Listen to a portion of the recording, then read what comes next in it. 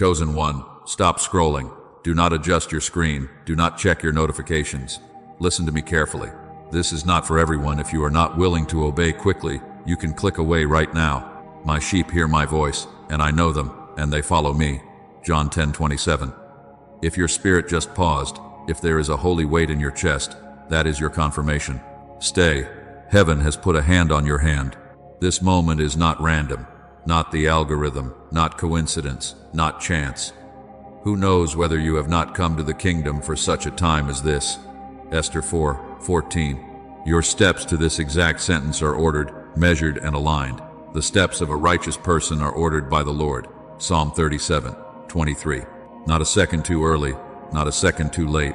Heaven orchestrated a digital roadblock because you are standing at a control point, and the outcome depends on your next move or your refusal to move.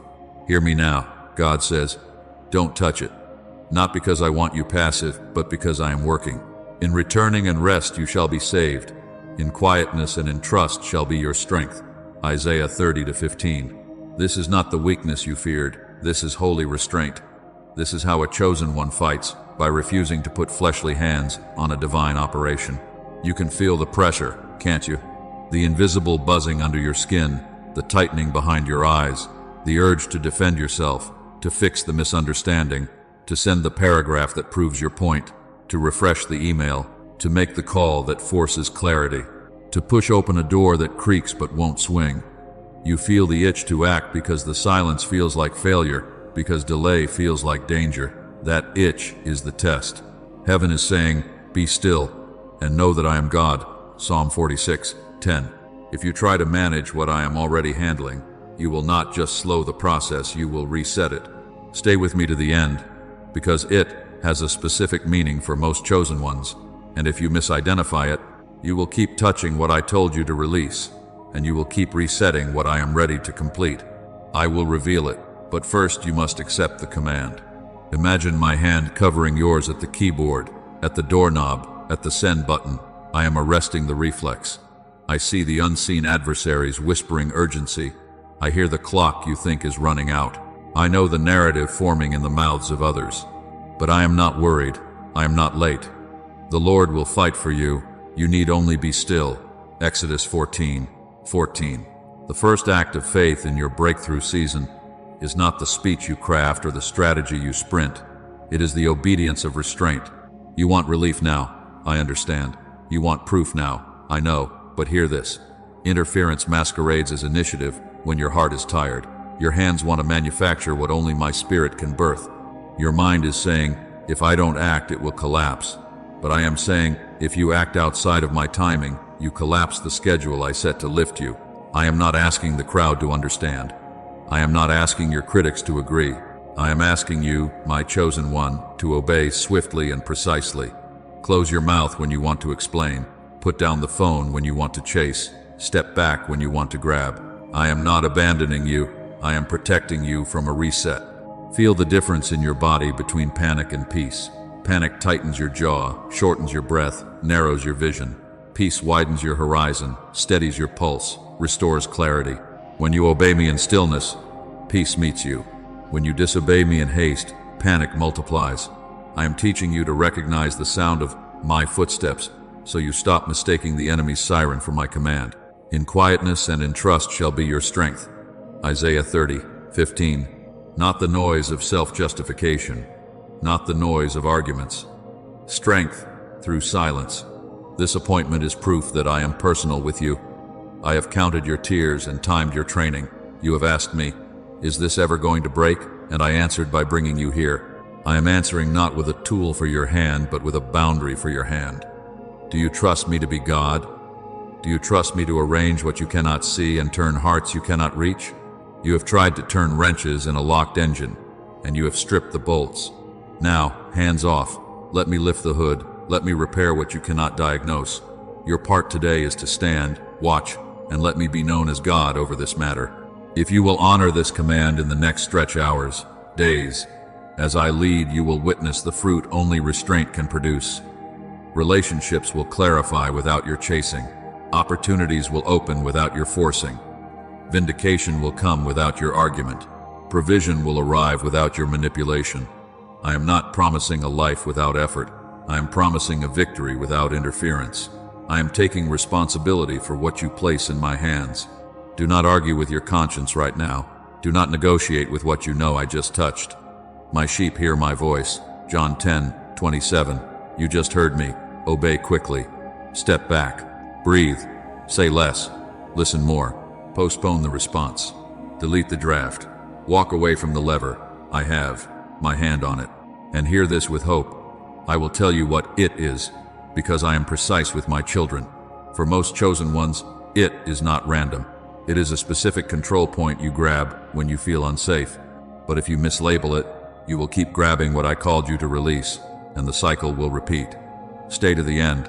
Let this word finish its work in you. Be still and know. I am here, and I am working. Chosen one, stay with me. I am drawing a clean line where your spirit has been blurry. Faith and interference can feel the same in your body. Both have energy. Both want movement, but they are not the same before me. Faith waits in obedience. Interference manufactures relief. Faith says, yes, Lord, as you have spoken, even when time stretches. Interference says, I will help this along because I cannot bear the delay. Hear my word like a plumb line. Having begun by the Spirit, are you now being perfected by the flesh? Galatians 3:3.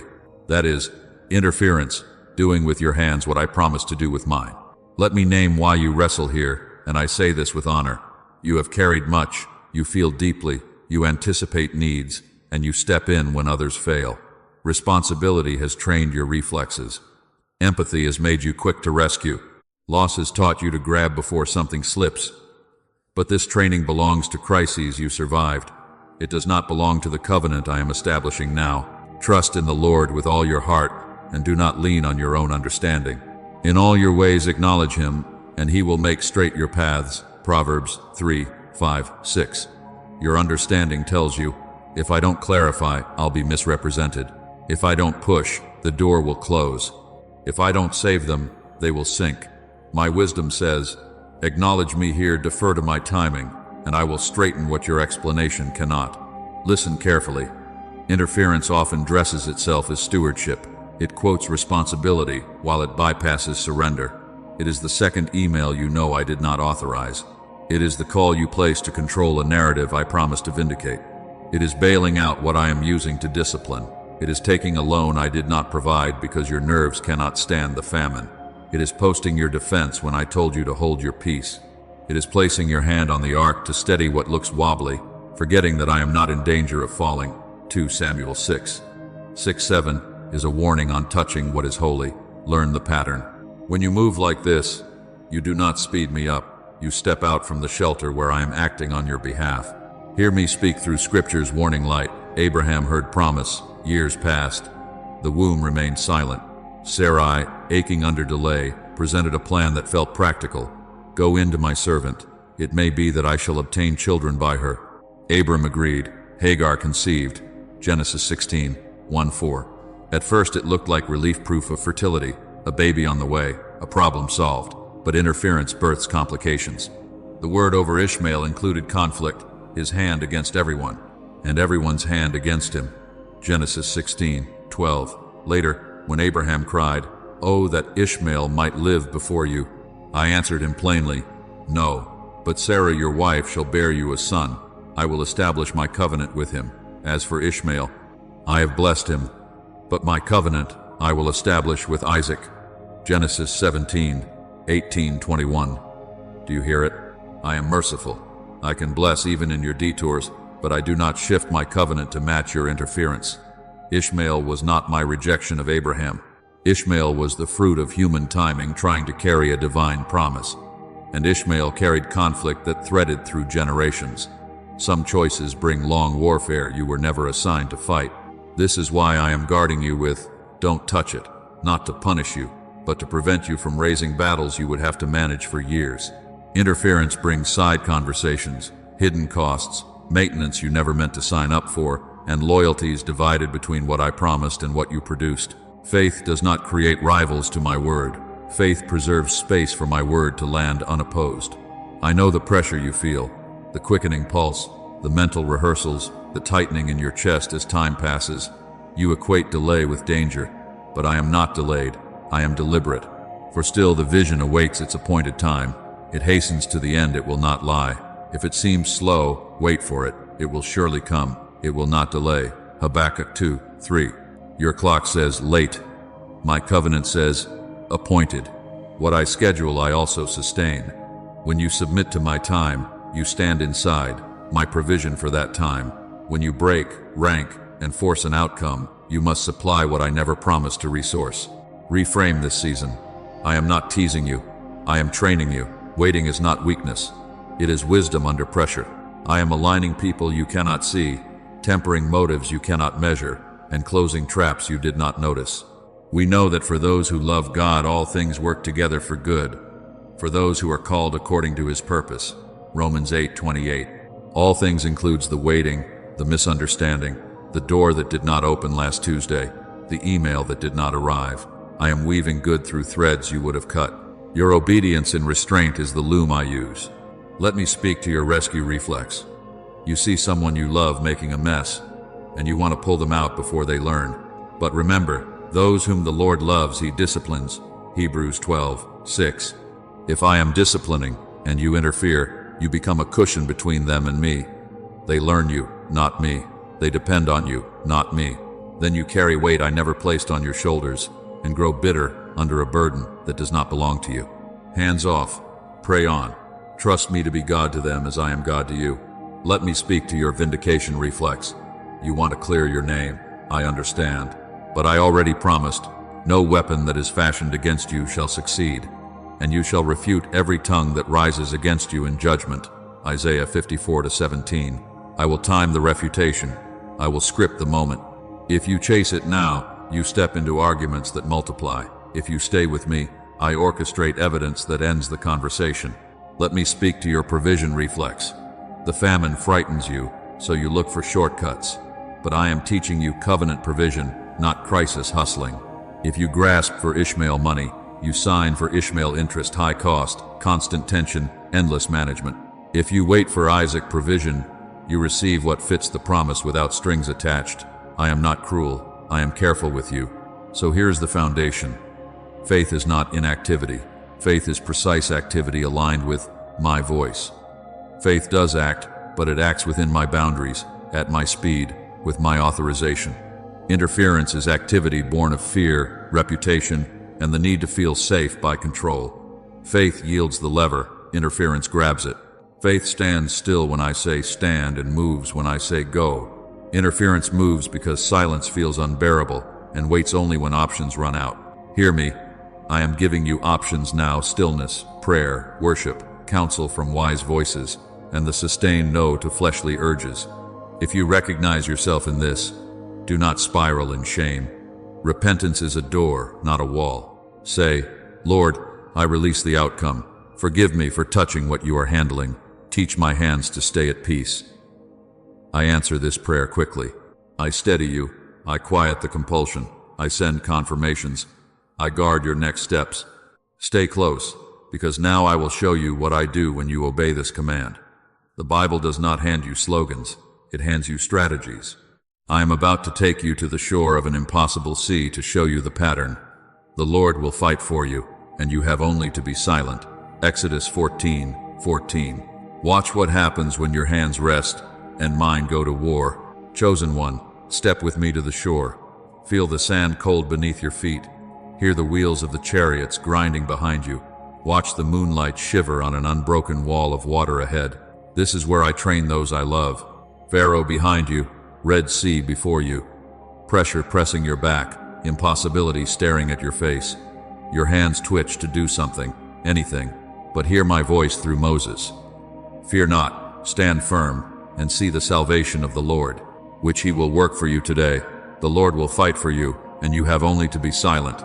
Exodus 14:13-14. Do not touch it. Your silence is not surrender to defeat. It is agreement with deliverance. You say, but the clock, Lord, the dust is rising, the accusations are loud, the deadline is tonight. I know, that is why I brought you to this passage now. Your present feels like their moment, the system breathing down your neck, the message thread twisting your name, the bill due, the threat looming. Pharaoh is a picture of what hounds you control: oppression, manipulation.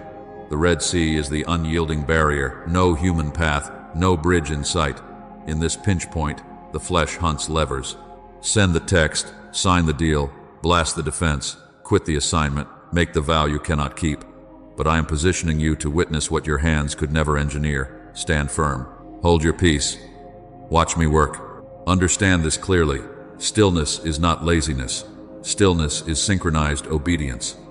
In that hour, I did not command Israel to camp forever. I taught them order. First, I stilled their mouths and steadied their hearts. Then, I spoke next steps. The Lord said to Moses, "Why do you cry to me?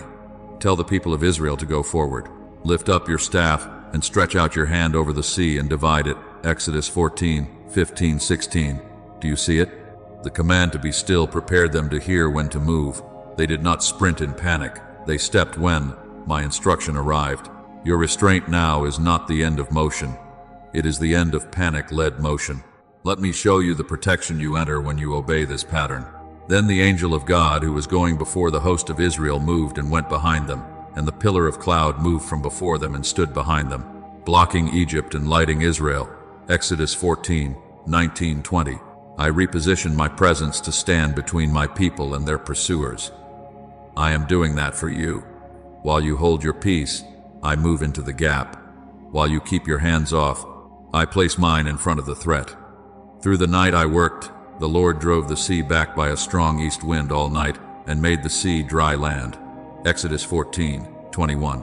Notice the timing, not instant spectacle, but sustained, rigorous, sovereign action through hours you could not supervise. This is why I command quiet, so you do not break the night shift. I am working on your behalf. And hear what I did to the enemy in that same passage. In the morning watched the Lord in the pillar of fire and of cloud, looked down on the Egyptian forces, and threw the Egyptian forces into a panic, clogging their chariot wheels. Exodus 14:24-25. While Israel kept their formation, I scrambled what chased them. They said, "Let us flee from before Israel, for the Lord fights for them." Exodus 14:25. That is the confession I am drawing out of what opposes you. Not because you argued better, not because you pushed harder, but because I fought for you while you stood still. I know how to clog the wheels of false narratives, delay predatory timelines, and shake the confidence of those who planned your harm. Do not get in my way with frantic diplomacy. The enemy knows this pattern too, so his tactic is predictable. Panic, push, haste. Be sober-minded, be watchful. Your adversary, the devil, prowls around like a roaring lion. 1 Peter 5:8. Hear that word roaring. Noise, not necessarily bite. The roar aims to scatter your thoughts, to scatter your formation, to make you mistake volume for authority. When you obey me in stillness, you become sober again. Your pulse steadies, your mind clears, your spirit hears. You stop treating a roar like a decree. You remember who speaks last. So what do you do while you stand still? You worship, because worship keeps your heart from wandering and your hands from meddling. When I brought them through, Moses and the people of Israel sang this song to the Lord. Exodus 15:1. They did not worship after they won only. Worship was their language because I was their deliverer. Sing now, before the wall splits, because worship tunes your atmosphere to my frequency. You remember, because memory braids your now to my resume. Say with Asaph, I will remember the deeds of the Lord. Yes, I will remember your wonders of old. I will ponder all your work and meditate on your mighty deeds. You are the God who works wonders. Psalm 77:11-14. Pull your history into this hour, the rent that was paid when there was no path, the diagnosis that shifted, the betrayal I used to promote you. Memory is not nostalgia, it is a weapon against anxiety. You watch for my directive, not human pressure. Eyes on the pillar, not the mob. In Exodus, when the cloud moved, they moved. When it stayed, they camped. Exodus 40:36-38 echoes the principle. In your case, watch for my peace to rule and for my word to align scripture, illuminated, counsel from wise and godly voices, circumstances I arrange without you forcing. Do not move because a human says, hurry. Move because I say now. You guard your mouth. The command at the sea included silence. You have only to be silent. Exodus 14:14. Zip the explanations. Starve the rumor mill. Refuse to curse your own Red Sea with murmuring. Words shape weather. Agree with me, not with fear. You also keep formation. Israel did not scatter into the water. They walked on dry ground through the sea, the waters being a wall to them on their right hand and on their left. Exodus 14:22. For you, formation means staying under covering, stay planted in the fellowship I assigned, stay accountable, stay in prayer rhythms, stay in the work I gave you today. Do not abandon your post while you wait for the pathway to appear. Today's obedience is the bridge to tomorrow's opening. Listen to me carefully now. The deliverance I am arranging will not require you to negotiate with Pharaoh at midnight. It will not demand you to prove your innocence in a court of public opinion. It will not ask you to fund the miracle with debt I did not authorize. It will look like what happened then. An opening no one can claim but me. A path where there was no path, and a closing behind you that ends the chase. The Lord will fight for you, and you have only to be silent. Exodus 14:14. Your job is to keep your hands off the hinges while I swing the door.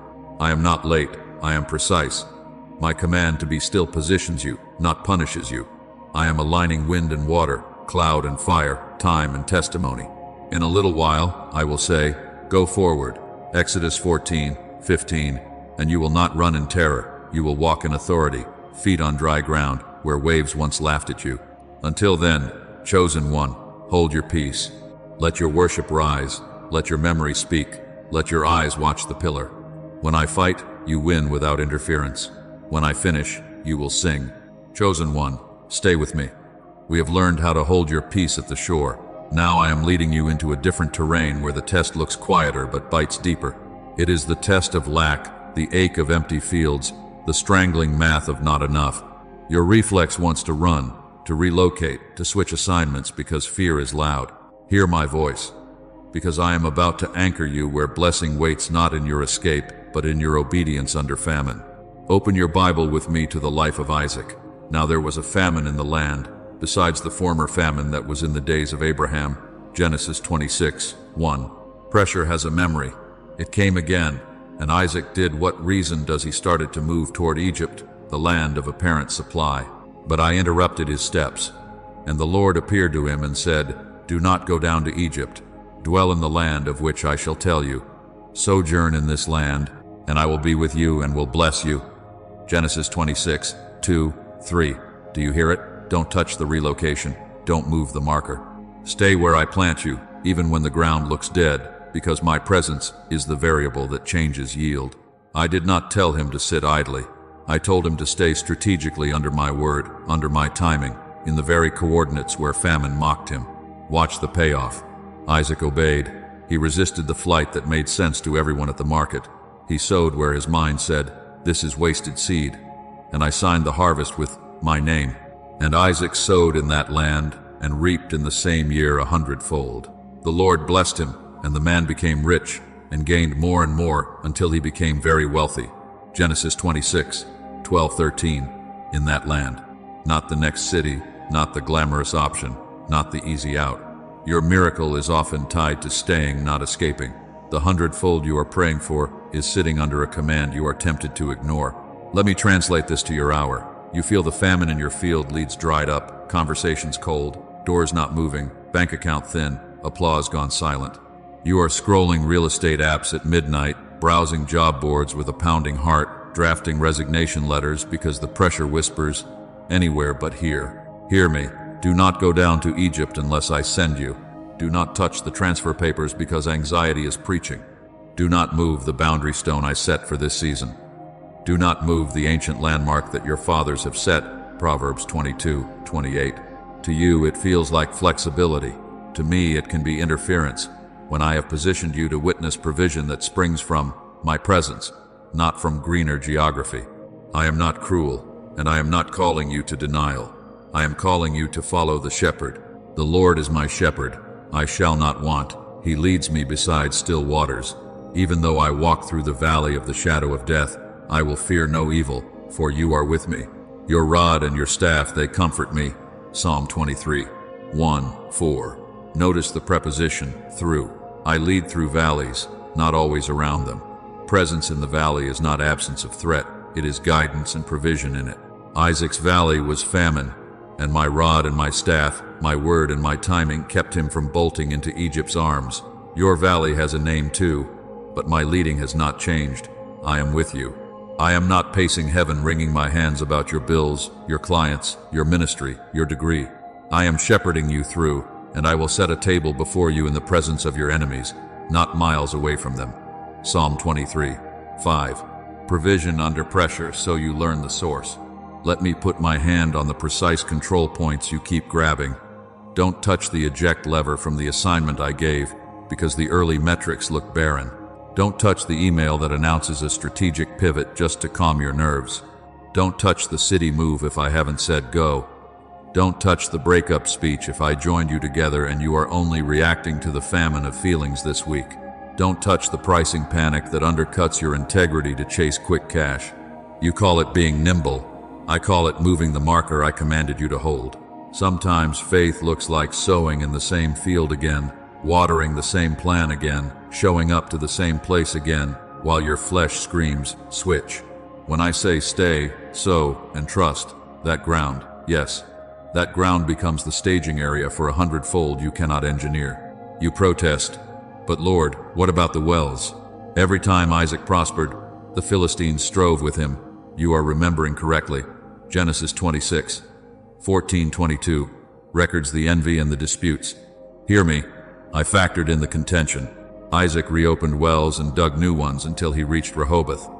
For now the Lord has made room for us, and we shall be fruitful in the land. Genesis 26:22. Fruitful in the land, not fleeing from it. The strife did not prove he was in the wrong place. It proved he was carrying a flow others wanted to control. When you stay where I place you, I will also give you discernment when to yield a contested well and dig another without abandoning the territory. Staying does not mean clinging to one expression. It means honoring the assignment while I show you where the room is. Hands off the panic, hands on the plow. Let me speak comfort to your logic. You think movement equals progress. In my kingdom, obedience equals progress. You think relocation will heal anxiety. In my kingdom, revelation heals anxiety. Isaac's hundredfold was not because the soil was magic, but because the word was active. Sojourn in this land, and I will be with you, and will bless you. Genesis 26:3. My witness is the multiplier. My blessing is the factor Egypt cannot sell you. If you touch the lever to escape my classroom, you reset the lesson. If you remain, you graduate into rooms built for covenant, not compromise. Pause and listen for your own Egypts. Is Egypt the salary bump that requires you to mute your values? Is Egypt the relationship that promises security but pulls you from my presence? Is Egypt the city you keep romanticizing because the pressure here exposes your need for me? Egypt is not always evil. It is often efficient. But efficiency without intimacy breeds Ishmael outcomes. I am training you to prefer my voice to visible abundance. When I need you to move, I will say move. Until then, feed the field in front of you. Water it with prayer, seed it with excellence, fence it with boundaries, stand in it with worship, expect rain where others expect dust. Now, listen, there is another reason I say, don't touch it. Protection. I am hiding something until the right time. I am shielding a tender shoot beneath the soil of this place. I am keeping certain eyes blind to your roots, so they cannot trample them. If you uncover it early, you invite predation. If you stay under my hand, I unveil it when no hand can snatch it. So remain, trust me in the famine, prosper where I plant you, and watch me turn this valley into proof that my presence is your provision. Chosen one, stay with me. The famine taught you not to move the marker. Now, I am taking you into a tighter corridor where the test is time itself.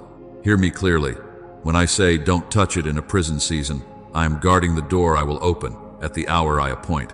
If you force what I am still forming in you, you do not accelerate the throne, you reset the lesson. Listen to Joseph's path, because I wrote it as a map for you. Joseph did not land in confinement because he failed me. He was faithful and still slandered. He did right and still was bound. And Joseph's master took him and put him into the prison, the place where the king's prisoners were confined. Genesis 39:20. That is how your season feels narrowed by decisions you did not make, misunderstood by people you cannot convince, marked by limits you cannot lift. But here is the line I want stamped on your mind. But the Lord was with Joseph, and showed him steadfast love, and gave him favor in the sight of the keeper of the prison. And whatever he did, the Lord made it succeed. Genesis 39:21. Ar-Shazam.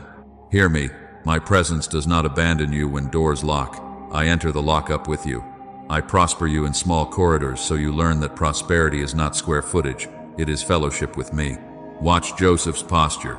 He did not claw at the walls all day. He did not curdle his soul with bitterness. He served. He stewarded. He stayed attentive to others even while he waited for me to attend to him. When Joseph came to them in the morning, he saw that they were troubled, so he asked, "Why are your faces downcast today?" And Joseph said to them, "Do not interpretations belong to God? Please tell them to me." Genesis 40:6-8. That is, integrity under delay. He kept his gift active, but his mouth gave me the credit. He did not network his way out, he worshipped his way through. He did not stop interpreting dreams because his own looked delayed. He pressed his ear to my heart and served the very ones who shared his confinement. Let me put my hand on your temptation. When confinement tightens, chosen ones often try to touch what I am handling by over-explaining, over-networking, or manipulating outcomes.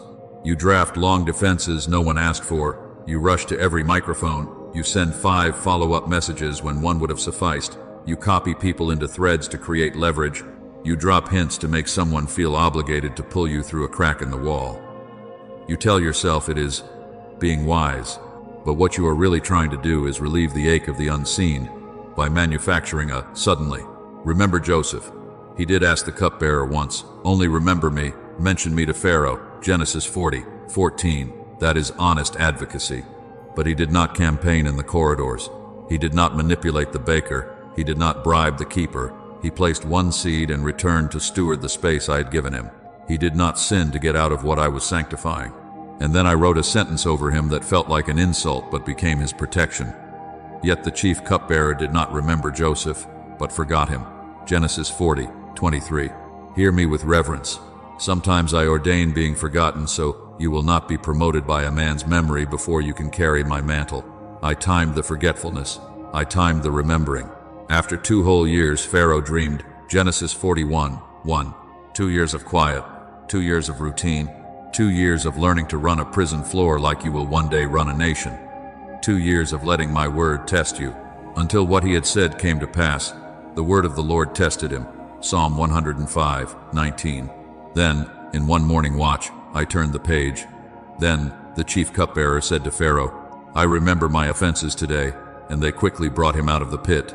Genesis 41:9-14. Do you see it? I control the suddenly. I know when a king must lose sleep so your name can surface. I know when a dream must trouble a palace so a door can swing. I do not need you to kick at hinges. I have already scheduled to move. Let this settle your spirit. Your hidden season is not abandonment, it is apprenticeship. I am training you for administration before I seat you in administration. Joseph learned supply chains in a prison before he governed granaries in a famine. He learned human nature in a dungeon before he handled dignitaries. He learned to speak on my behalf in a basement before he interpreted in a throne room. I forged this kind of leader privately so when public weight arrives, it does not crush what I cherish. He sent a man ahead of them, Joseph. His feet were hurt with fetters. His neck was put in a collar of iron. Psalm 105:17-18. Pain was in the curriculum, but so was purpose. The chains did not cancel the sending. They accompanied it until time announced its purpose. Here is the danger if you touch the door too soon. You exit the training without the strength to stand under the next assignment. You enter rooms with soft bones and brittle patience, and then you break where I meant you to be unbreakable. Hear my wisdom. Count it all joy. Chosen one, I am about to speak into the pressure. You feel the pressure is real, but my protection is deeper than your panic. Your hands are hovering over keys. Your tongue is loaded with evidence. Your mind is drafting the speech that will finally defend you, correct them, expose them. Hear me, don't touch it. This moment is not a test of your cleverness. It is an integrity test at the edge of your promotion. I am guarding the promise by restraining your hand. Come with me into the cave at En-Gedi. Saul is hunting David with 3,000 chosen men. Envy and insecurity have turned a king into a pursuer. David is hiding deep in the recesses of a cave when I arrange a scene that feels like a gift to impatience. Saul wanders in alone to relieve himself, unaware that the very man he seeks is close enough to end him. David's men whisper the kind of counsel haste loves to hear. Here is the day of which the Lord said to you, Behold, I will give your enemy into your hand. 1 Samuel 24:4. Do you feel the adrenaline? The shortcut is breathing. The crown without the cross, the outcome without the obedience, the relief of a single stroke. David creeps and cuts off a corner of Saul's robe, just a token, just proof he could have. But then the sacred alarm goes off. Afterward, David's heart struck him because he had cut off a corner of Saul's robe. 1 Samuel 24:5. Hear his choice, the sentence I want etched into your reflexes. The Lord forbid that I should do this thing to my Lord, the Lord's anointed, to put out my hand against him. 1 Samuel 24:6. He restrained his men with these words and did not permit an easy victory. 1 Samuel 24:7. David feared me more than he craved speed. Chosen one, this is where you stand, in the cave with an opportunity that looks like mercy but smells like manipulation. To send the text that slices, to leak the truth that burns, to call the superior and seed suspicion, to post the thread that will turn public opinion, to make the deal that jumps the line. But I am pressing your spirit with a holy unease like I pressed David's heart. That tightening is not cowardice, it is guardrail. I am asking you to say with David, I will not put out my hand. Not because the other party is right, not because the accusations are fair, because timing and method matter to me as much as outcome, and the promise I gave you does not need the poison of a shortcut to stand. The cave test will come again. It came for David a second time in the wilderness of Ziph. Saul lay sleeping in the camp. Abishai, loyal and zealous, begged for action. God has given your enemy into your hand this day. Now please let me pin him to the earth. That was the tone. Scripture records. Let me pin him to the earth with one stroke of the spear. 1 Samuel 26:8. But listen to David's refusal under pressure. Do not destroy him. For who can put out his hand against the Lord's anointed and be guiltless? And then he lays down the theology of restraint. As the Lord lives, the Lord will strike him, or his day will come to die, or he will go down into battle and perish. The Lord forbid that I should put out my hand against the Lord's anointed. 1 Samuel 26:9-11. Do you see the faith? Not fatalism, not passivity. Faith in my sovereignty. David refused to become a murderer just to become a monarch. He trusted me to write Saul's ending without staining his own beginning. This is my word to you. Do not avenge yourself. Beloved, never avenge yourselves, but leave it to the wrath of God, for it is written, Vengeance is mine, I will repay, says the Lord. Romans 12:19. Leave room for me. When you swing, you fill the space where I intended to act. When you keep your hand off, you create a holy vacancy where I demonstrate that I am judge. It is God who executes judgment, putting down one and lifting up another. Psalm 75:7. Your restraint is not weakness. It is spiritual authority. It is choosing kingdom law over cave logic. Let me read your mail with tenderness. You have evidence, screenshots, emails, a timeline that would vindicate you. You have access to their mentor, their board, their clients. You have a story you could tell that would set the record straight. You have a plan you could sign that would skip 3 steps of the process I have had you walking. Hear me. Don't touch it. If you move now, you will not just bruise your conscience, you will reset the process. Shortcut promotion produces long-term instability. You don't want rulership that rattles every time an old rumor surfaces. Authority patched together by secrets and silence. You want the kind that can survive audit because I built it. You ask, but what do I do with the fire in my bones? With the injustice? You bring it to me. David did. He spared Saul. Then he stepped out of the cave and spoke with honor, truth, and restraint. He held up the piece of robe and said, I will not put out my hand against my Lord, for he is the Lord's anointed. 1 Samuel 24:10. He laid the case before me. May the Lord judge between me and you. May the Lord avenge me against you, but my hand shall not be against you. 1 Samuel 24:12. That is the sentence I am training your mouth to form. My hand shall not be against you. Not because I'm naive, because I'm yielded. Repay no one evil for evil. Never avenge yourselves. Romans 12:17-19. Do not say, I will repay evil. Wait for the Lord, and he will deliver you. Proverbs 20:22. This is not losing, this is entrusting. Let me show you how I defend those who pass this test. After the cave, I worked on Saul's conscience. He wept and said, You are more righteous than I, for you have repaid me good, whereas I have repaid you evil. 1 Samuel 24:17. That confession did not crown David that day, but it marked heaven's witness on earth. Righteousness was visible. Later, when Saul fell on his own sword in battle, 1 Samuel 31:4, David had not lifted a hand. He mourned instead of mocked. He tore his clothes and wept over Saul and Jonathan. 2 Samuel 1:11-12. When an Amalekite claimed to have finished Saul, seeking credit, David asked, How is it you were not afraid to put out your hand to destroy the Lord's anointed? And he executed him for the confession. 2 Samuel 1:14-16. Do you see the consistency? He would not build his kingdom on the corpse of compromises. And then, in my time, without cave blood on his conscience, the men of Judah came, and there they anointed David king over the house of Judah. 2 Samuel 2:4, and later, all the elders of Israel anointed David king over Israel. 2 Samuel 5:3. Promise, intact. Process, honored. Authority, clean. Chosen one, listen to me carefully. The enemy will bait you with second-hand zeal. Just one strike, he says through Abishai voices. Just one post, just one leak, just one deal. He tells you it will end the chase and speed the timetable. But shortcuts always charge interest. What you gain in weeks, you can lose in years of inner rest and outer credibility. I am protecting your throne by protecting your heart. I am training you to rule without the smell of cave on your crown. Here is how you obey me in this pressure without denying reality. First, bless with your mouth where your flesh wants to blast. Bless those who persecute you. Bless and do not curse. Romans 12:14. Blessing is not lying. It is refusing to partner with hell in your vocabulary. Second, step back from triggered decisions. If your pulse is pounding and haste is shouting, you are at the cliff edge of a reset. Sleep, pray, seek counsel, search my word. Third, present your case in my court. Write it out, names and dates if you must. Then say aloud, Lord, I leave this in your hands. Judge between me and them. My hand shall not be against them. 1 Samuel 24:12.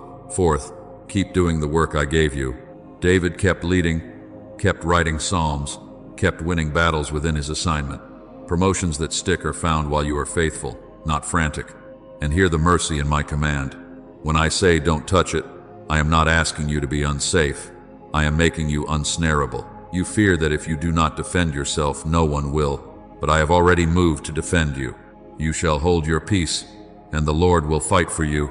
Exodus 14:14. I am not blind to the whispers, the edits of your story, the attempts to edge you out. I am not late to intervene. My delays are not indifference. They are alignment.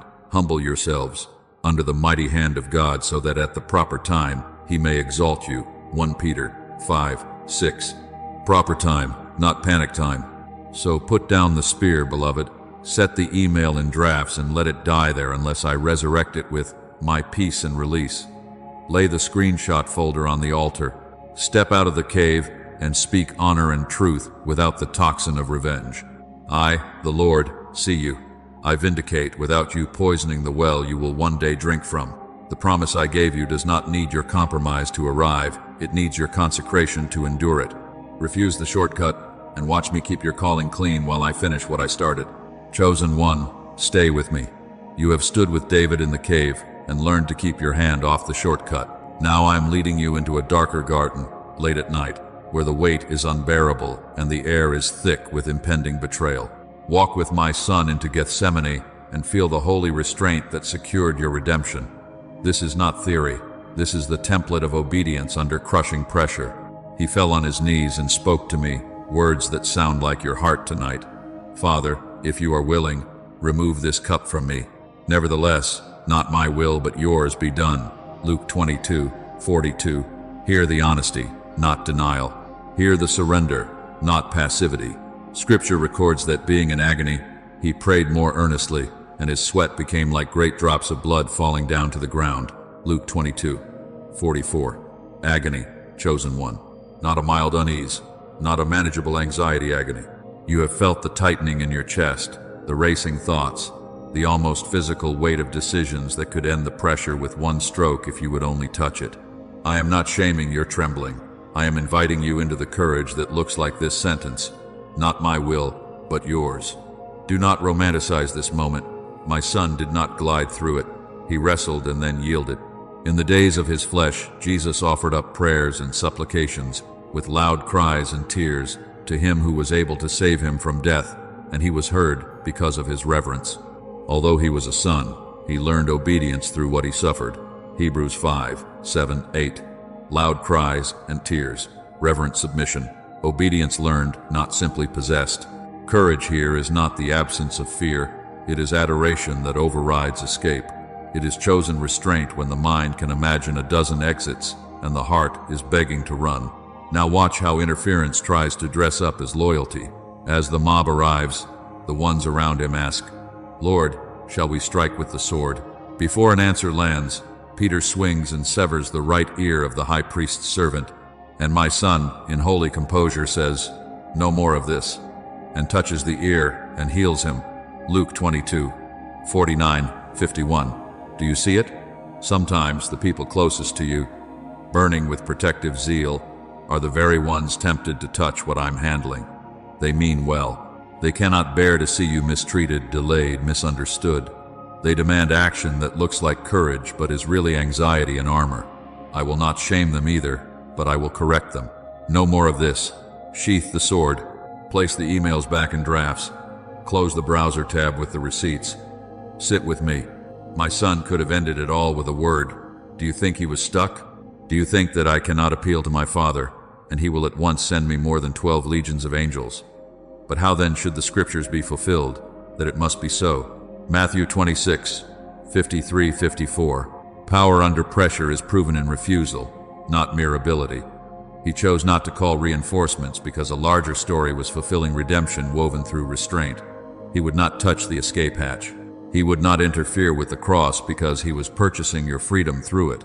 He was oppressed, and he was afflicted, yet he opened not his mouth. Like a lamb that is led to the slaughter, so he opened not his mouth. Isaiah 53:7. Silence here is not weakness. It is weaponized surrender that defeated accusation by refusing to mirror its methods. Come closer to the edge where you are standing. You think that striking now will honor me. You have named your interference defense, wisdom, strategy, tough leadership. You call the cave post necessary. You frame the back channel as stewardship. But I am telling you as plainly as I spoke to Peter, no more of this. The sword you swing now will wound more than ears. It will reopen cycles I have been closing. It will reset processes I have timed with precision. When he was reviled, he did not revile in return.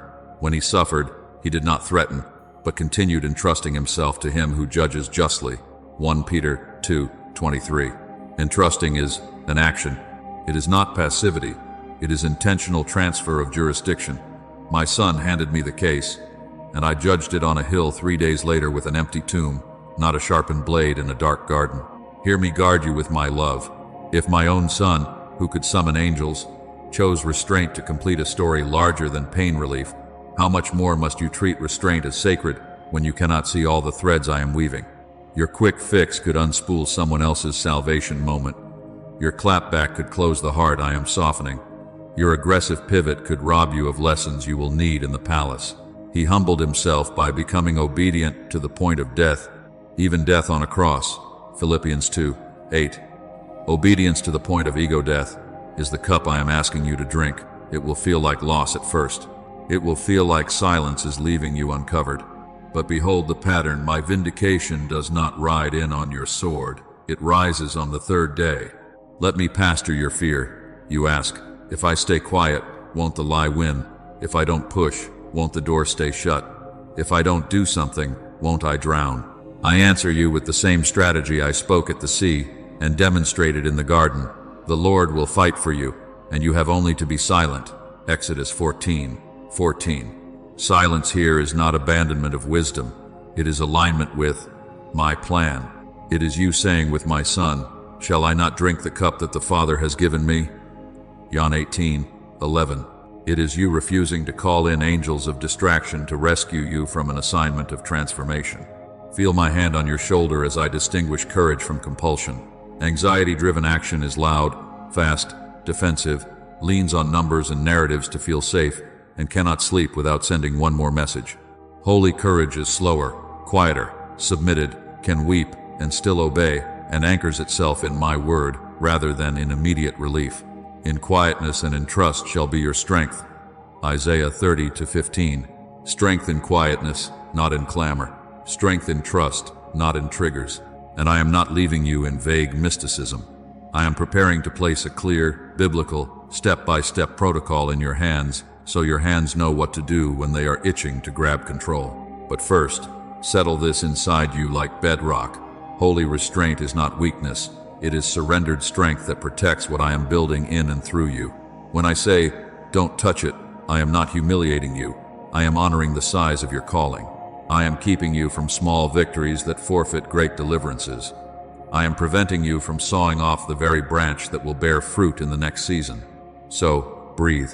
Kneel if you can. Whisper my son's sentence until it becomes your reflex. Not my will, but yours, be done. Luke 22:42. Then lift your eyes and remember, he did not lose there, he won there. He secured authority there, he unarmed hell there. Your garden will not end you. It will introduce you to a level of trust that cannot be threatened by headlines, rumors, or delays. Stay with me, chosen one. What I reveal next will place tools in your hands that keep your hands off the levers that break timing. I will teach you how to stand still without standing idle, how to fight without flesh, how to cooperate with heaven's schedule, until what I have planned arrives, not a second too early, not a second too late, but right on time. Chosen one, stay with me and receive the protocol I promised. This is not a vague encouragement. This is a trained response for your hands when they itch for control, a blueprint to keep you aligned with my timing. I am not leaving you powerless when I say, don't touch it. I am handing you instruments that secure your peace, your integrity, and your outcome. Take these steps as covenant practice, not options. When you obey precisely, you accelerate alignment without interfering with what heaven is already handling. Step 1. Return to the vine. Before you move, abide. Before you choose, consult. Before you type, breathe my name. Hear my son's voice over your impulse. I am the vine, you are the branches. Apart from me you can do nothing. John 15:5. Not little nothing. Your best logic, your finest plan, your sharpest defense, nothing, if severed from me. This is your first move in every pressure spike. Come back into conscious union. Say it aloud, even if your heart is racing. Lord Jesus, I abide in you again. Prune my urge to control. Align my will to yours. Sit in stillness for a measured moment. Set a timer if you must and allow my word to warm your spirit. Open the Gospels, the Psalms, or the last passage I highlighted to you. Let your nervous system recalibrate to my presence. When you feel the quick fix screaming, come closer, not louder. Pray for alignment before decisions. Pray, search me, O God, and wait. Psalm 139:23. You will notice a subtle but real shift. Panic loosens its grip. Discernment begins to whisper. Step 2. Guard your mouth. This is the gate where many reset the process. You do not need to announce, explain, defend, or retaliate prematurely. Receive my wisdom. Whoever restrains his words has knowledge, and he who has a cool spirit is a man of understanding. Even a fool who keeps silent is considered wise. Proverbs 17:27-28. And hear again what I have already inscribed over you. In quietness and in trust shall be your strength. Isaiah 30:15. Your protocol. Build delays into your tongue.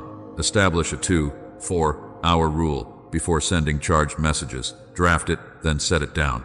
If the matter is sensitive, add layers of counsel before you speak. In an abundance of counselors, there is safety. Proverbs 11:14. Fast from self-explanation, unless and until I release you. Silence in this hour is not hiding the truth. It is honoring the timing of truth.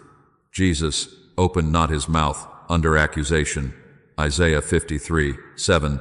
And Peter's sword only created a wound.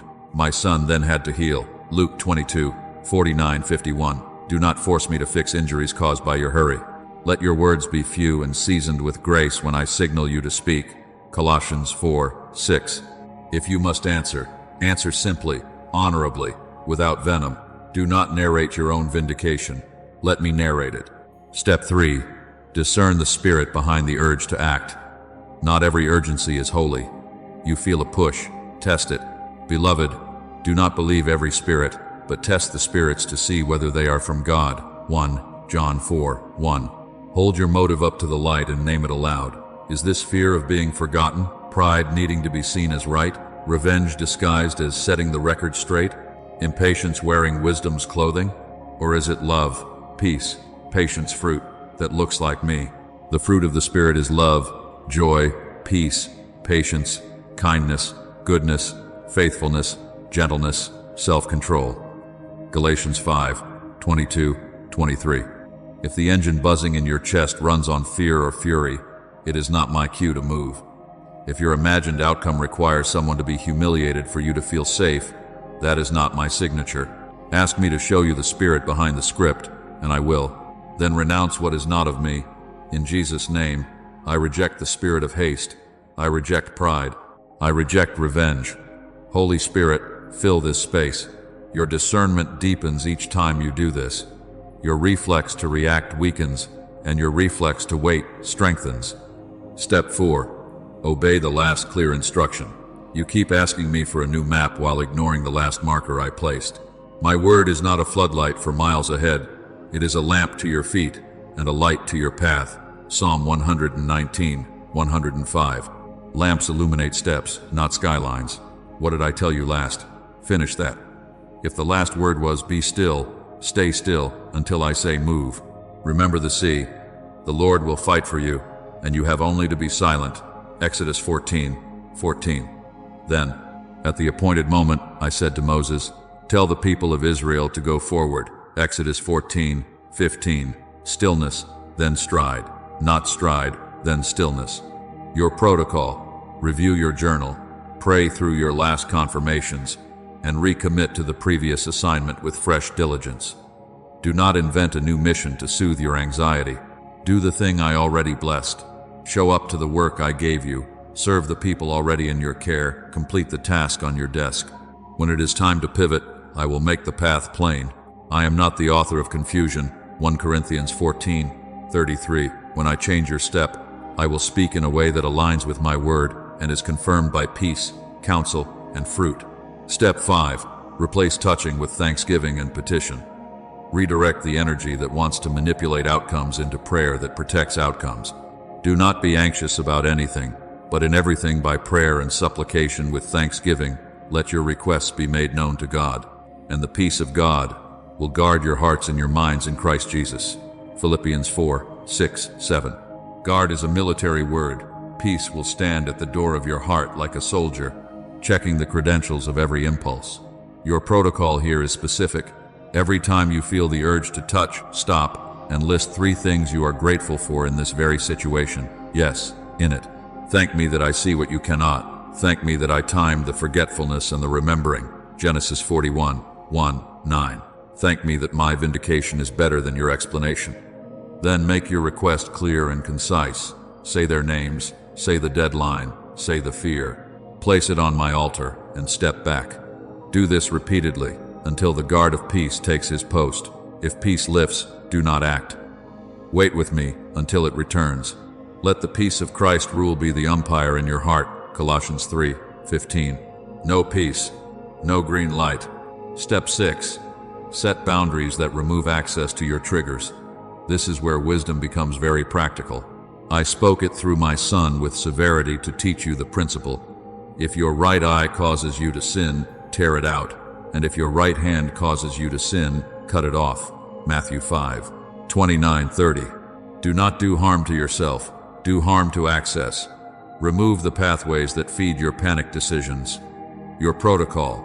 Unfollow, mute, or temporarily block the accounts that spike your adrenaline. and lure you into comparison or retaliation. Turn off notifications during your vulnerable hours. Move tempting conversations to written, accountable channels instead of volatile late-night calls. Institute a spending freeze if purchases are your anesthesia. Put your card away and require a 4-8-hour waiting period for non-essentials. Make no provision for the flesh to gratify its desires. Romans 13:14. If you stalk information to feel control, delete the bookmarks, give a trusted friend your passwords for a season, and ask them to hold you accountable. If text threads bait you into debates, exit with honor. Send one sentence: "For peace's sake, I'm stepping back. Blessings." Boundary is not cruelty. It is stewardship of focus. You are pruning distractions so fruit can grow. Let me weave this protocol back through the patterns I have shown you, so you feel its safety. Joseph returned to the vine in the prison each morning, serving and interpreting by my spirit, not by self-promotion. Genesis 40:6-8. He guarded his mouth one request to the cupbearer, then back to stewardship, not to a campaign. Genesis 40:14. He discerned the spirit behind his opportunities and refused to barter his gift for favors. He obeyed the last instruction: administer this small place until I said, "Now." Genesis 41:14. He replaced touching with petition. The psalm records how the word of the Lord tested him until time arrived. Psalm 105:19. And his boundaries were set by humility. I governed his horizons so his heart would not be eaten by revenge when his brothers bowed. Genesis 50:20-21. David practiced this too. He placed a guard on his mouth, refusing to put out his hand. 1 Samuel 24:6. And left room for me to judge. Romans 12:19. My son embodied it perfectly, returning to me, keeping silence under provocation, discerning, obeying the last word unto death, praying with thanksgiving, and refusing illegitimate paths. Now, take this into your next 24 hours. When the pressure spikes, you will not improvise, you will practice.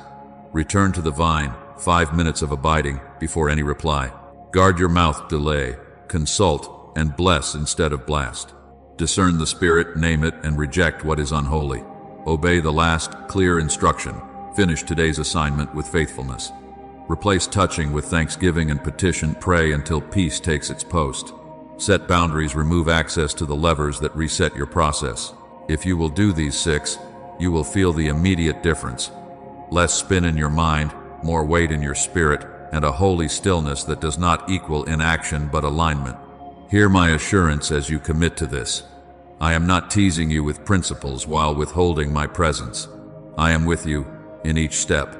When your mouth closes, I open doors. When you test the spirits, I expose the counterfeit. When you obey the last light, I ready the next lamp. When you pray with thanksgiving, I station peace at your gate. When you set boundaries, I widen your borders in due time.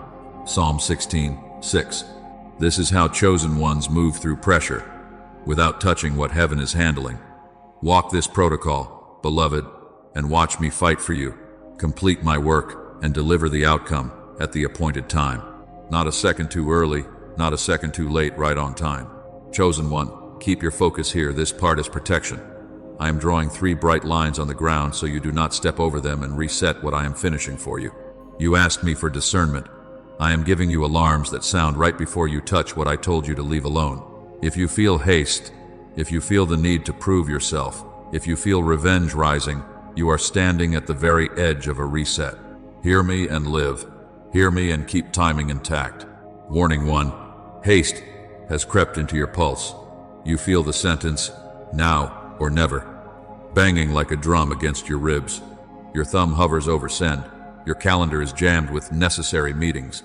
Your mind won't let you breathe unless you respond tonight. This is not my voice. I have told you what faith looks and sounds like under pressure. Behold, I am the one who has laid as a foundation in Zion, a stone, a tested stone. Whoever believes will not be in haste. Isaiah 28:16. Belief loosens the noose of hurry. Trust slows your breathing. If the option in front of you collapses when you pause to pray, it was never your door. I am not threatened by clocks. I own them. I do not bargain with panic. I instruct it to be still.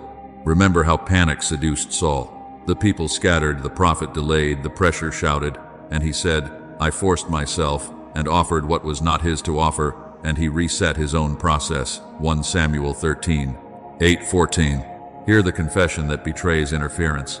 I forced myself. When you find yourself forcing force-fitting timelines, forcing a response, forcing an opening, slow down. Haste pretends to be wisdom by naming itself opportunity and taping countdowns to your heart. But wisdom has fruit called peace. My son never raced the mob. He set his face like flint toward my timing. Luke 9:51. Your tell is simple. When you cannot pray without twitching for your phone, when you feel you must answer before you sleep, when you believe one delayed reply will erase your destiny, that is the voice of haste. Step back. Return to the vine. Let me retime your steps. Warning 2. The urge to prove yourself is directing your fingers. You are drafting long paragraphs to justify. You are screenshotting to appear credible. You are over-explaining your call, your process, your absence, your boundaries, because you fear being mislabeled. Listen to me. This weight is not yours to carry. Ask yourself the question I posed through my servant Paul. Am I now seeking the approval of man or of God? If I were still trying to please man, I would not be a servant of Christ. Galatians 1:10. Servants of Christ do not audition for rooms I did not assign. They do not hold press conferences to maintain a reputation I have already sealed.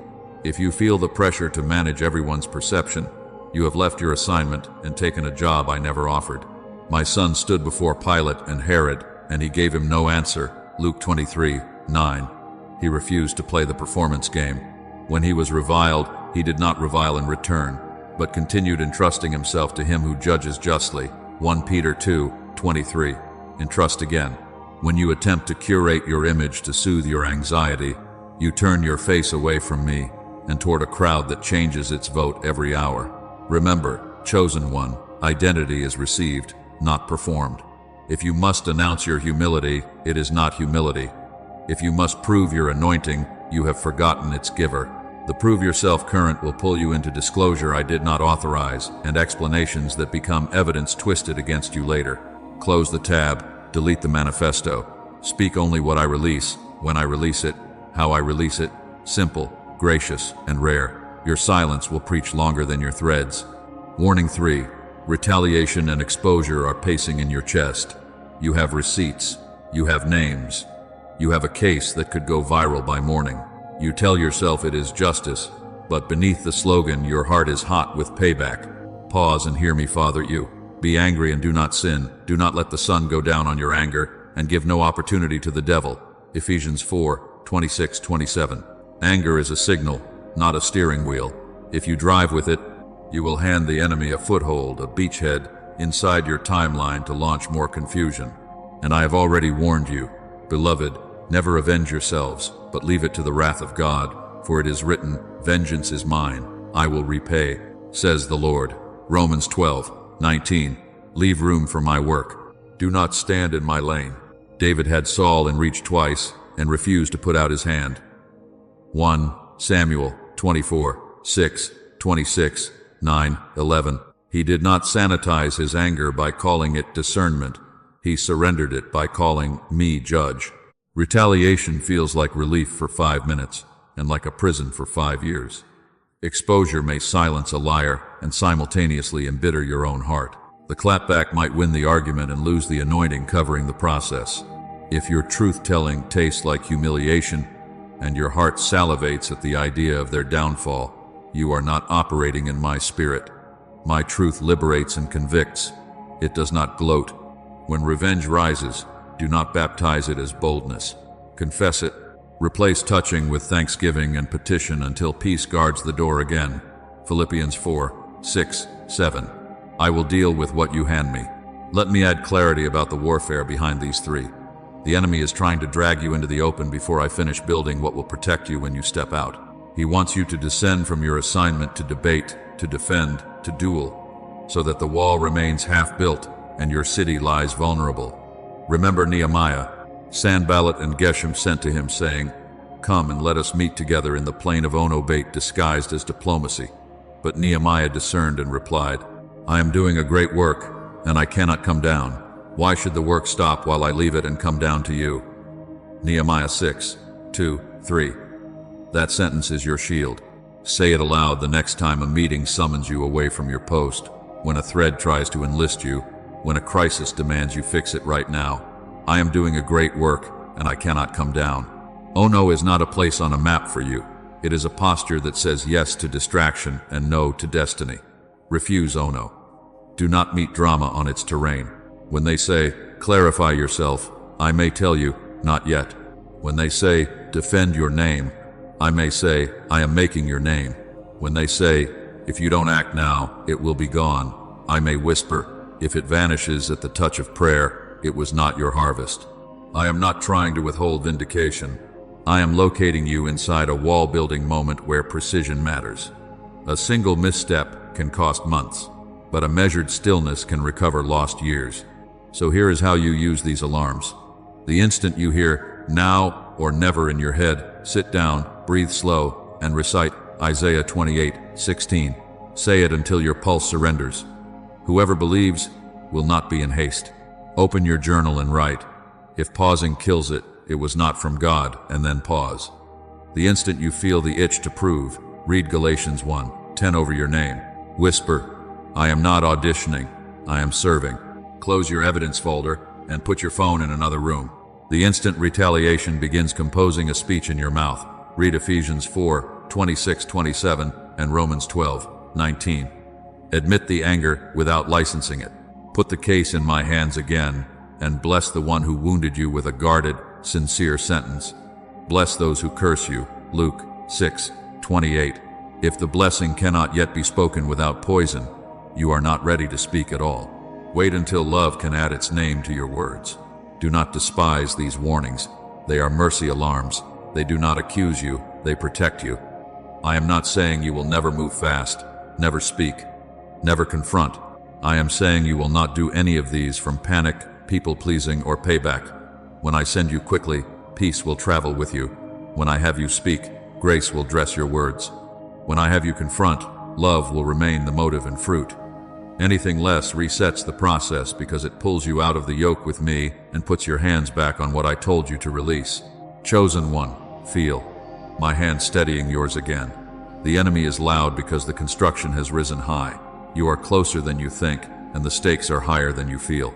Haste will suggest shortcuts. The need to prove will waste your breath, and revenge will compromise your integrity. Discernment now is how you protect what I am building. Stay at your post. Guard your mouth. Keep your ear on my cadence.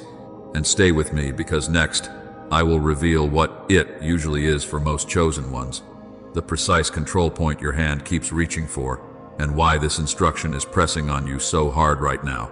Chosen one, here is the late reveal you have been waiting for. It is not vague, and it is not random. It is the control point you keep grabbing to feel safe. When I say, do not touch it, I am not asking you to be passive. I am protecting your becoming.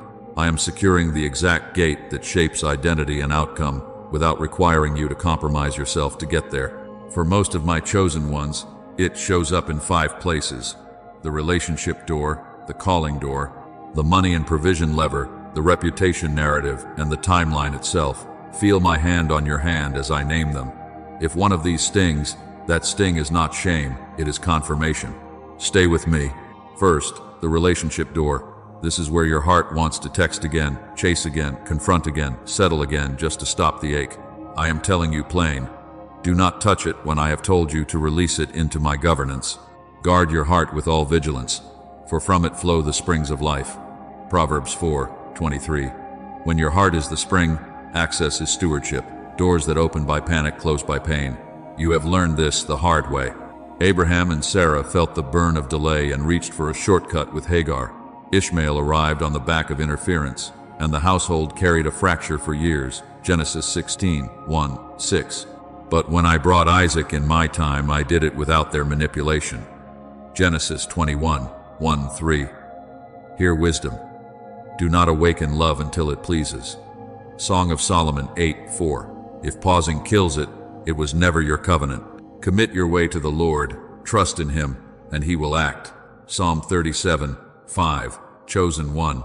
That means you do not draft a 12-paragraph closure monologue to control their perception. You do not pursue a counterfeit just to silence loneliness.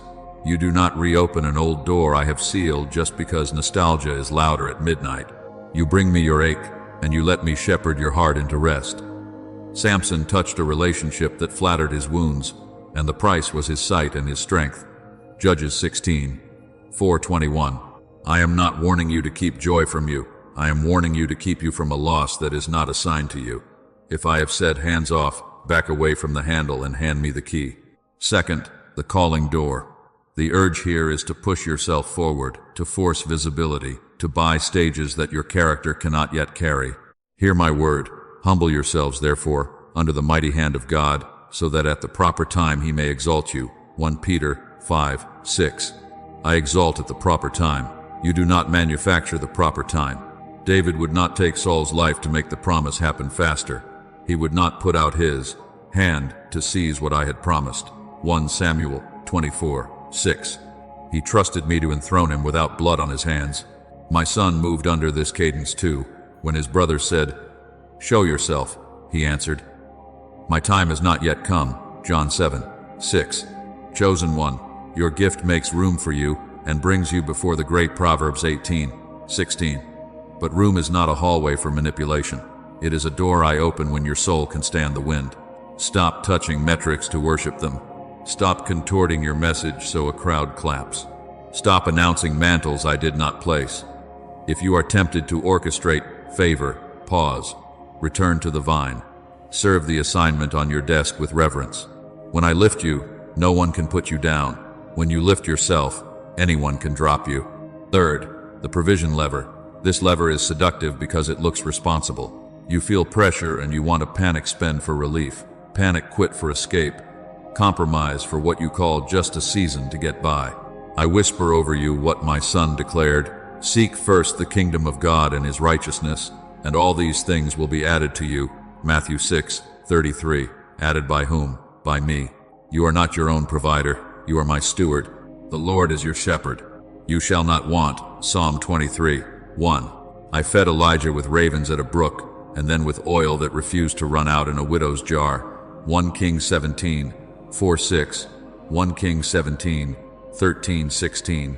I caused Isaac to sow in famine and reap 100-fold because he obeyed me instead of relocating in panic. Genesis 26:1-12-13. Do not touch the lever by partnering with unethical deals that stain your conscience. Do not grab fast money that costs you slow peace. Do not resign the place I planted you just because your ego is bruised and your timeline is delayed. Talk to me about budgets, yes. Cut excess, yes. Work diligently, yes. But hands off the compromise. I can fill nets after a night of failure with one instruction. Luke 5:5-6. I can drop manna in a wilderness, water from a rock, checks you did not expect, ideas you could not have planned. Your part is integrity and obedience. Mine is increase in its season. Fourth, the reputation narrative. Oh beloved, this one bleeds. You want to correct the rumor, clap back at the lie, publish your receipts, hold a trial.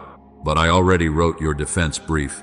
No weapon formed against you shall prosper, and every tongue that rises against you in judgment you shall condemn. This is the heritage of the servants of the Lord, and their vindication from me, declares the Lord. Isaiah 54:17. Vindication from me. My son modeled this soul posture when he was reviled. He did not revile in return. When he suffered, he did not threaten, but continued entrusting himself to him who judges justly. 1 Peter 2:23. Joseph did not get a platform to explain Potiphar's house. He stewarded a prison with excellence until I pulled him into a palace with one dream. Genesis 39:20-23, 41:14-16. Daniel did not buy billboards to prove innocence. I shut the lions' mouths and let a king publish the verdict. Daniel 6:22-27. If you touch your reputation with panic, you will say too much, too soon, to the wrong audience, and the enemy will twist your words into a rope. If you place your reputation on my altar, I will write your narrative in a way that disarms your accusers and protects your future. Speak when I say speak. Be quiet when I say quiet. And when you must answer, answer with honor and truth, not venom and theater. Fifth, the timeline itself. This is the subtlest of all because it looks like stewardship to you. You count days. You watch the pot and say it is not boiling. You hear your bones whisper, "We are running out." Listen to me. The Lord is good to those who wait for him, to the soul who seeks him. It is good that one should wait quietly for the salvation of the Lord. Lamentations 3:25-26. Wait quietly does not mean do nothing. It means work within the boundaries of the last word I gave you, while I perform what you cannot. Moses tried to accelerate justice by killing an Egyptian, and the sand could not hide his interference. I sent him to a desert for formation until his hour. Exodus 2:11-15. The vision awaits its appointed time. If it seems slow, wait for it. It will surely come. It will not delay. Habakkuk 2:3. When the fullness of time had come, I sent forth my son. Galatians 4:4. If I handled redemption by appointment, not by panic, what makes you think your assignment needs your white-knuckled hurry? Hands off the calendar you keep using to threaten me. Hands off the bargains you make. If you do not by Friday, I will. Hands off the countdown labels you place on your own joy. Your strength is not in haste. Whoever believes will not be in haste. Isaiah 28:16. Faith breathes. Faith walks. Faith does not smash alarm buttons. Let me place this revelation like a key in your palm. It is the exact handle you reach for when fear whispers. If you do not control this, you will lose yourself. But I am not letting you lose yourself. I am inviting you to find your truer self in me. If you touch it now, if you text what I told you not to text, if you push a door I have not unlocked, if you sell your integrity to soothe anxiety, if you argue your name into courtrooms I did not convene, if you bully the clock, you will reset a process. I just aligned. If you keep your hands off and your heart on me, I will fight for you, I will complete my work, and I will bring the outcome in my appointed time. Exodus 14:14, Philippians 1:6. Not a second too early, not a second too late. So here is how you hold each it when the urge rises. For the relationship door, bless and release. Pray, I commit my way to you, Lord, act as you will. Psalm 37:5. Keep your heart with all vigilance. Proverbs 4:23. If there is a covenant I authored, no demon can bar it. If it is counterfeit, your silence will save you. For the calling door, humble yourself under my hand. 1 Peter 5:6. Serve faithfully where you are assigned. Let your gift make room while your character makes weight. Proverbs 18:16. For the provision lever, seek me first, not numbers first. Matthew 6:33. Confess, the Lord is my shepherd, I shall not want. Psalm 23:1. For the reputation narrative, entrust your case to me and refuse the theater. 1 Peter 2:23. Isaiah 54:17. For the timeline, repeat to your soul, it is good to wait quietly, and then do the next obedient thing. Lamentations 3:25-26. Notice what I am not asking. I am not asking you to deny desire, to pretend need does not exist, to call delay easy. I am asking you to put the lever down and pick my hand up. When Abraham placed Isaac, his promise, on an altar, he discovered I never planned to take the son. I planned to take the fear that he could lose me if he lost the son. Genesis 22:9-14. When Jesus placed his will under mine in Gethsemane, not my will, but yours be done. Luke 22:42. He did not surrender impact, he secured it. He did not lose the cup, he fulfilled it. Your hands off is not a void. It is a vow that places me in management and you in rest. Breathe now. Feel your shoulders drop. Feel the quiet begin to rise where the noise has lived. I am near to you in this instruction. I am not far off, shouting rules. I am a father who knows the exact pressure point that makes your hand twitch for control and, with love, puts my palm over yours, whispering, I've got this. Chosen one, what I will do for you will keep you whole while I bring you home into the outcome I promised. You will not have to trade your peace for progress, your purity for provision, your honesty for honor, your timetable for testimony. You will bring all of you across the finish line with me. Stay with me now, because the moment you set your hand down, fear tries to rise like a tide. I will address it next, not with vague comfort, but with my covenant words. Do not fear, for I am with you. I will strengthen you. I will help you. I will uphold you. Isaiah 41:10. For now, agree with me in your heart, Lord, I release the handle. I give you the door, the platform, the provision, the name, and the time. And watch, in the quiet, as I do more with your restraint than you have ever done with your rush. Chosen one, I am speaking to your fear now. Listen to me carefully.